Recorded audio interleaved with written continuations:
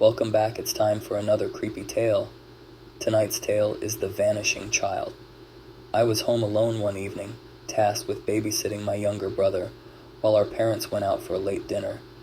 The night was calm, and the house was peaceful. I had settled on the couch in the living room, engrossed in my favorite TV show, while my brother played in his room.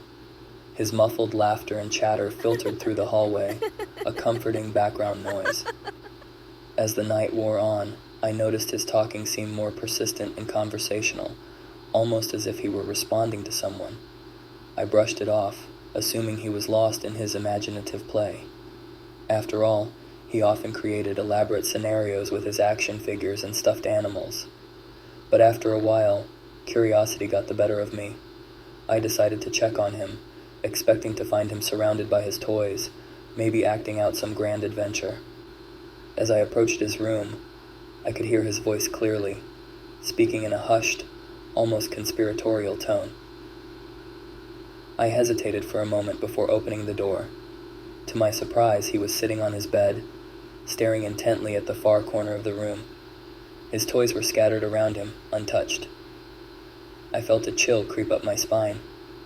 I asked him who he was talking to, trying to keep my voice steady. Without looking away from the corner, he said he was talking to a little girl who wanted to play. My heart skipped a beat. I looked around the room, scanning every shadow and corner, but saw nothing. The air felt heavy, and an uneasy silence hung between us. I told him it was time for bed, trying to sound casual. He nodded and climbed under the covers, his eyes finally leaving the corner. As I tucked him in, I couldn't shake the feeling that something was off. Just as I was about to leave the room, I heard a soft giggle, followed by the sound of footsteps running down the hall. My blood ran cold. I spun around, expecting to see someone, but the hallway was empty. The only sound was the pounding of my own heart. I rushed out of his room, checking every door and corner of the house. The living room, kitchen, and even the basement. There was no one there. I returned to my brother's room, my mind racing with possibilities. Was it just my imagination, or had I really heard something? My brother was sitting up in bed, his eyes wide with excitement. He insisted that the little girl was real, and that she had been playing with him all evening. His sincerity was unsettling. I tried to reassure him and myself that it was just a dream, but his unwavering belief made me uneasy. The rest of the night passed in a haze of anxiety. I couldn't concentrate on my TV show, and every creak and groan of the house set my nerves on edge.